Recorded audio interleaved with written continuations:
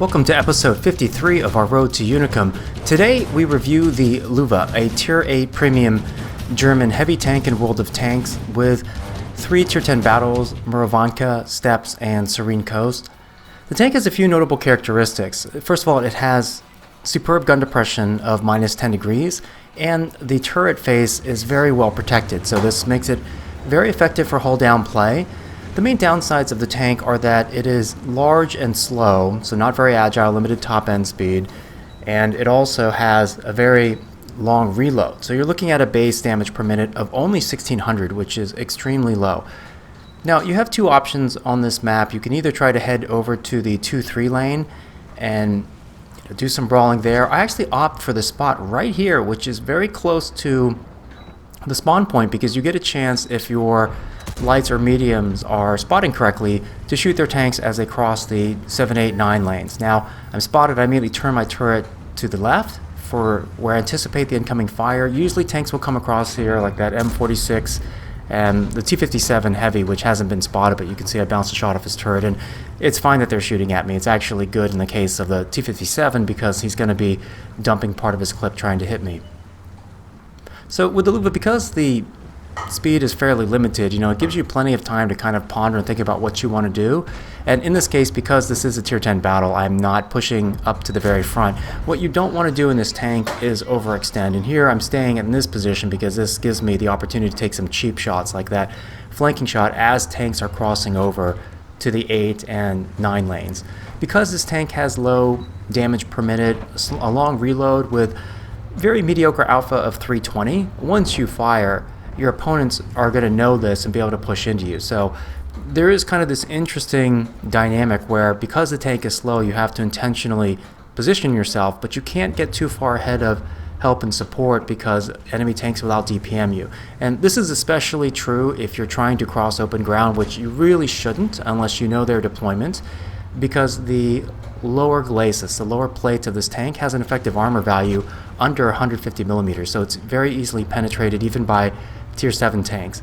Now, you can tell us watching the map there for that T69, he was originally behind a building, but when he started to creep toward the east, right, or to my left, I knew that there might be a gap between the buildings where I could hit him. And then this T100, as soon as he spotted, I attempt to turn my hull just a little bit, but notice, it really is very slow. It's like a whale-like turning, frankly. But the great thing is the T100 missed a shot that gave me time to aim in. I was able to catch his engine on fire. And so you guys know, I typically don't run food in the majority of tanks. The only reason why I would run food in light and medium tanks is to get the view range up above 445 meters. But for pubbing, having the automatic fire extinguisher is a lot more practical. If you get set on fire, it can really ruin your game. It may not kill you, but it will so damage your modules, your tank, chew up your hit points, that it'll make your tank pretty inoperable. So now is a good time to push up, and there's a nice shot by Artie, stunned multiple tanks. Now, if the Löwe were faster, I would continue in a counterclockwise circling motion to engage that medium tank in front of me, the E50. But because this tank is so slow, I'm just going to go up and over the hill. Now, we are winning the east side of the map, and what I want to do, as always, is help play aggressively. Now, coming up over the top of this ridge is pretty dangerous, and it would leave me open to any of their snipers that are along the 3 lane. So I'm being shot in the back of the head by the T26 E5, right? But in this case, he's a low damage gun, and I'm trying to hasten the speed with which we're finishing off these tanks here, and to some extent, like, sharing my hit points. You don't normally want to give up your hit points for any reason, but clearing out a flank is a really big deal. And the other thing is, depending on how the western side of the map is, we might lose it. So, alright, so I've lost about half of my hit points here. Notice the E50 is using the long barrel gun. That is the 240 alpha with higher penetration, much better DPM. I typically favor higher alpha guns, so even I've tried the E50 with this gun, but I prefer not to use it. And I have bounced some shells, but the smart thing to do is to tuck in behind the corpse of this M46, and I really should take the time to aim my hull to the left, and so that the lower plate is hidden by this dead M46. But at any rate, at some point the E50 is not going to be able to spot me, Whereas, other people on my teams are the ones spotting him, and since he's coming up high on the ridge, this is giving me the opportunity to shoot him. Now, if you're looking at the cap meter, it's pretty deceptive, and this is true in a lot of cases. It looks like we're going to win by capping, but in encounter mode, it takes 200 seconds to cap, so it takes twice as long as normal. It's either 200, I think it's 200. But the other thing is, there's nothing to prevent them from just driving into the cap and stopping us from capping, or worse yet, wolfpacking that lone IS-7, and that's exactly what's happening here. So we do have the lead. The safest thing generally to do is to try to cross through the middle of the map. If you're in a heavy tank, like I wouldn't want to go down and cross along the H or J lanes because it's too much open ground. I'll get spotted easily. There's no working hard cover, and this tank is slow. But even if I were in a medium or light, generally speaking, the best way is to run to the ridges on that 3 line, just like the T100 LT is, because you can get underneath tanks and it's impossible for them to shoot you unless they're going to come up and over that hill and aim down at you, but that means that they'll be fully exposed. So our T100 LT is playing this correctly, driving straight across, and in this case, sometimes they would have tanks in the southwest corner of the map, but it turns out looks like they're already dead, so we don't have to worry about that. And I should say, the entire time where I was located at the beginning of the match, over kind of toward the C7 area, I was in open ground, so I was totally artyable, right? And it's one of those things where if the arty's going to aim at me and hit me, he's going to aim and hit me. There's really not much I can do. The only other option I would have had is to go to the 2-3 lane, but like I said, part of the reason why I just drive down to C7, D7 from the start is it's so close to where we spawn, right? So it gives me the opportunity to help participate in doing some early damage, because otherwise the Löwe is just dog slow getting over, crossing from the 6 lane all the way over to the 3 lane and then coming up along that ridge. And the other thing too is, if you're going to come up along the 3 lane, to some extent, you have to trust your teammates who are going to be brawling with you. And if I'm in a pug match, if I'm in the bottom tier tank, oh, this guy's turning his turret. I just didn't quite catch it there. By the way, this VK4502B, we do have a pretty large lead. You could argue, well, I should just drive down towards him, but I don't want to give him free damage for nothing, right? What this does show is that, like a lot of heavies, if they are hull down, it's pretty hard to penetrate them, and for tanks that have a slim cupola. But this VK has twice turned his turret to the side when he's looking at a tank away from me, so if I were patient, I can just sit there and punch through him when he does that. So I actually finished with top damage on our team, 4,100, which is not common in this tank when you're in a tier 10 match, just simply because you don't have the DPM, but I put myself in a position where I could work my gun very consistently. So here's another tier 10 battle, and again, you don't want to be at the front of any conflict. And what you'll hear from a lot of Unicoms, they prefer to play the 9-0 lanes in this map as opposed to the 1-2. The 1-2 becomes a very big funnel toward the southwest corner of the map, and it can take a long time to resolve. And part of the problem for me being in a Löwe is crossing down the 1 lane. There's like 2.5 squares of open ground, and that's just not very Löwe friendly, frankly, right? So I don't want to go down there.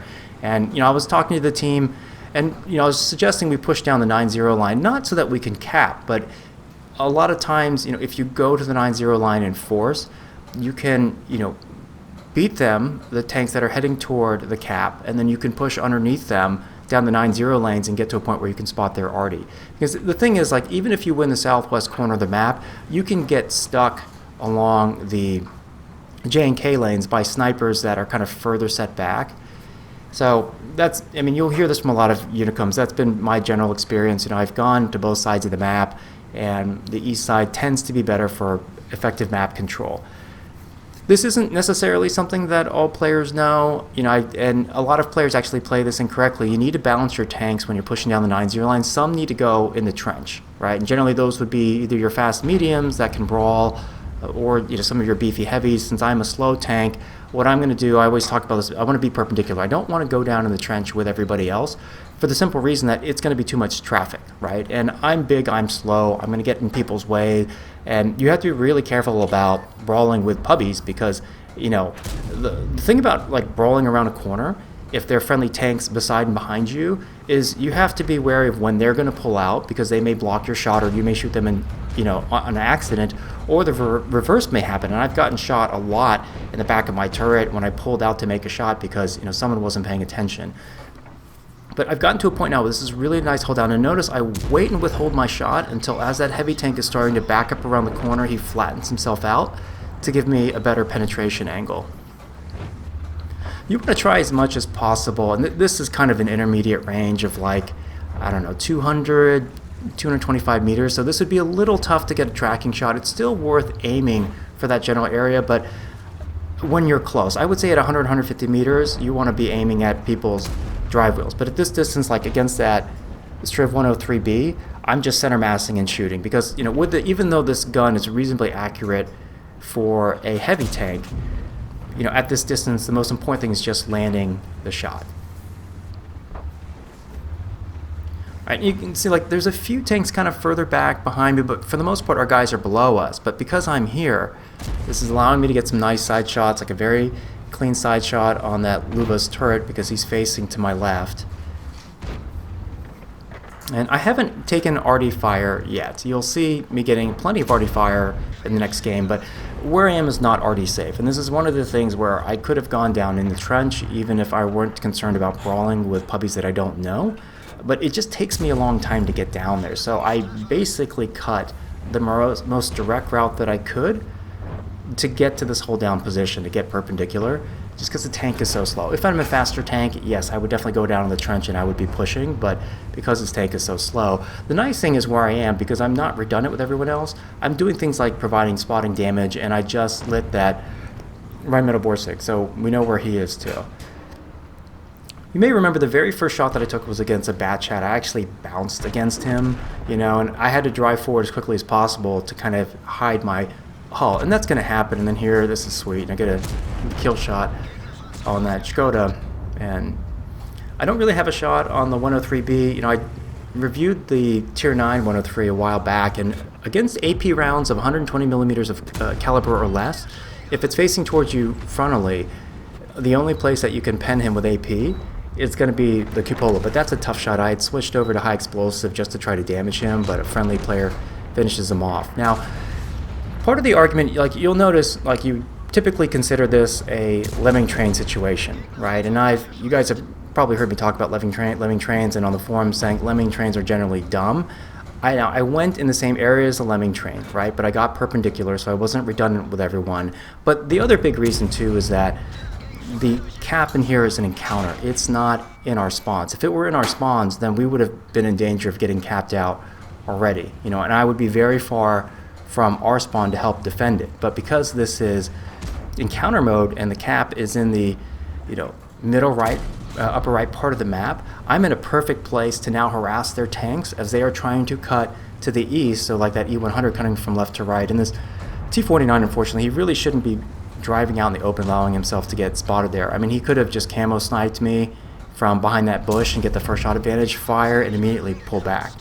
Now, the E100, you know, does have really thick armor, and what I'm going to do here, because he's close enough, is aim just in front of that rear drive wheel, and so I managed to track him, which is going to slow his advance toward our cap circle, and we've got a big enough lead here at this point. You know, we're not going to, while we may not cap, it certainly doesn't look like we're going to lose at this point. So with the Löwe, if you're top tier, right, or if, you know, there's 3 tier 9s and a bunch of tier 8s and 7s, you can play much more aggressively as far as trying to brawl. You know, obviously what I've been doing is kind of playing this like a mobile bunker. You know, I've got really good turret armor, and so, you know, just keeping myself in a position, again, aiming for that rear drive wheel to try to get a tracking shot, you know, or engine damage. But I've been basically, you know, trying to pick the shortest route. Here I'm going to eat a shot. That, you know, this is the thing, right? The Löwe actually has some pretty good side armor, so you can side scrape effectively, but against a lot of tier 10 guns, they're going to rip through your lower plate. I mean, a tier 7 gun would rip through your lower plate, right? But, you know, trying to take direct routes, but trying to stay hold down as much as possible. All right, so we're going to take a look at one more battle. So in these two, you know, I'm getting more damage in these than some of the other players in my team, the higher tier tanks. This is not typical, again, because the Löwe is limited in terms of its damage permitted, and it's not mobile enough to be able to flex and kind of farm that damage, especially when you've got a lead. Now, in this particular case, you know, there are two routes that I could go. I can either go play the eastern side, which is the brawling area, or I can head over towards and contest the C1 area. Now I'm too slow to actually get to C1, and there are 3 arties in this battle, so I have to try to play very carefully. If there's 1 arty in the battle, to some extent, you can still go where you want for the most part, even if it means you're going to get arty, but the second there's 2, or especially 3, you have to be very selective about your terrain, especially in a slow, large tank like this. Now, our team's deployment is not giving me the warm and fuzzies at all. We are over-committing tanks to the eastern side of the map, and then as you watch, some of our high-tier tanks are actually going to hang back and kind of camp, which is frustrating, and that's leaving us with a lot of squishy 8s and 9s that are trying to contest the side of the map. We do have a tortoise, but he's far enough back that he's not going to be able to help kind of brawl or be that beefy tank to absorb shots. And then one thing which is really important too is, like, you can get a sense of the quality of your teammates based on what they do at deployment. Are they going to a place that makes sense given the side of the map we have, given whether it's standard or encounter or assault defense mode, and given the relative tiers, right? And the other thing you can do is, look at how well do people drive? Do people cut other people off? Are they bumping you? Are they blocking you? Do they generally show a lack of awareness or hand-eye coordination?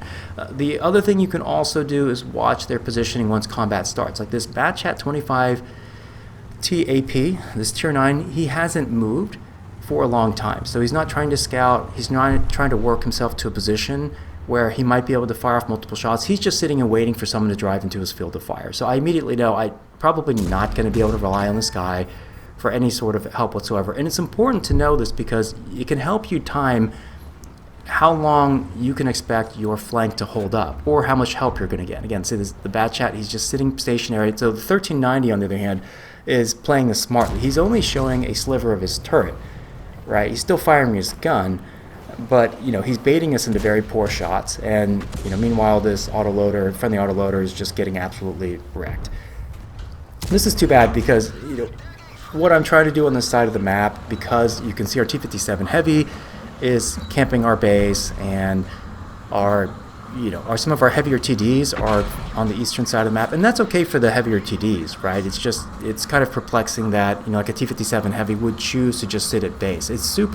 Be very effective if we're down where the KV-4 is, right? So as tanks try to approach, pop out behind a corner, wait until they shoot, or pop out behind a corner and try to unload 2, 3, even 4 shells into them. But what I've been doing here this whole time is just stalling them out on the west side. And sometimes the best thing that you can do is just hold an area. Right now, a few of our tanks have kind of misread the map. They've already backed up a little bit. And, we don't need to run yet.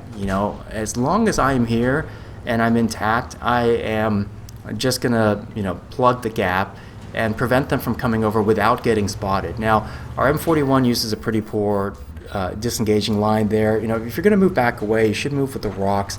You should anticipate that people are going to be at a place like C1 and pretend that they're there, and don't drive with an approach lane that's going to allow you to get hit, right? So now the M41 is unfortunately one-shottable, so that's really cut down on his options. And I don't really have any good shots here, but I am spotting for our arty, and if that VK 4502B comes up high enough on the ridge, I'll try to get either a damaging shot or better yet, a tracking shot.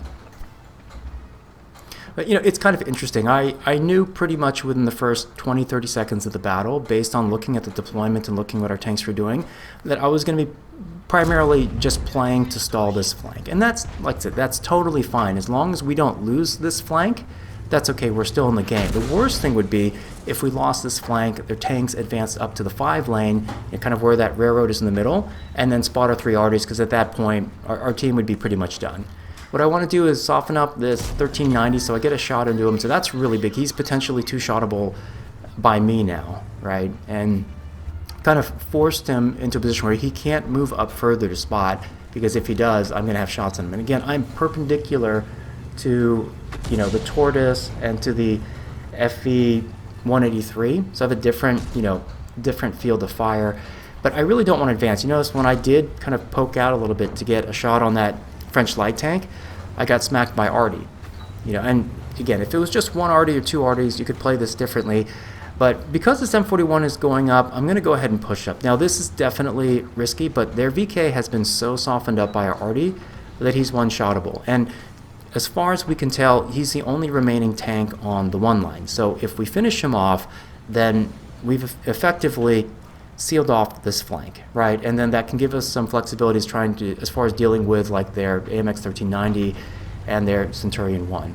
There is the very big risk that I'm going to get pooped on by Artie, but I think at this point, it's worth it just to clear the flank. I could have sat back too. I mean, I don't think it would have changed the outcome, but because, we're spotting the VK, this is softening him up, and then while that shot on the lower plate is not a guaranteed shot, it's definitely worth trying for. And I'm not going to burn my repair kit yet, or my first aid kit. The Super Conqueror is making a mistake, right? If you're going to push up in the middle, you need to either have one of two things be true. You need to have one side of the flank closed off or in control by your team, or you need to be down in a ditch like the Centurion is so you can't get shot at, right? But the Super Conqueror is moving up in between our lines, and he's totally flat and exposed to me. Now, this is not an easy shot, but I do land a tracking shot from this distance. So I've taken out, chunks of his hit points twice, which is going to set him up to get killed by our friendly tanks. Now, I am going to back up just a little bit. I don't need to be this far forward. Obviously, if this tank were not so slow, I would have the option of going into the ditch and trying to get the 1390, or getting around them, heading south on the one line. But this tank is simply too slow to do that, and I don't want to keep getting caught out in the open because, as you can see, Artie's more than happy to target me. And that's true too, because if you look at a lot of their tanks, it's not like there are tanks that are not in cover or spotted, and so if there's nobody else that the Arties can shoot at, then I should, assume that all three of them are going to shoot at me. I'm trying to get shots on this Super Conch. I mean, the funny thing is, like, he's far enough away that he can't spot me, so I can pretty much free fire on him, and that's not a problem. But what is a problem is what I do here. Now, by poking out like this, I get spotted. I don't spot anything. Because I was spotted, that tells their 1390 exactly where I am, and it gives them the opportunity to come up behind me. Now, I shouldn't have been spotting. What I should have been doing is anticipating that they might come around, and if they come around to the inside of me, around the 4 lane and kill me, that's one thing, but I should have been prepared that the 1390 would come that way, right? So by peeking out and getting spotted, I took away the guessing for him. He knew exactly where I was, and he can use his speed to flank me. Now, thankfully, I did get one shell into him, and our Arties fired at his location, so they tracked him and then killed him, and so that delayed them enough. And in this case, I didn't do a lot of damage, 1,700 damage, which isn't bad, right? But certainly not like a big carry. But I got spotting damage and effectively stalled their push. So there are times when you can do this with a heavy tank. You don't have to be the guy out in front leading the charge. You just need to be concerned about map control. Control the map first, and you can farm your damage later. I want to give a big thanks out to Mindel for gifting the Lowe, and then to those folks who are my first batch of Patreon supporters. I hope you guys enjoyed the video. Take care.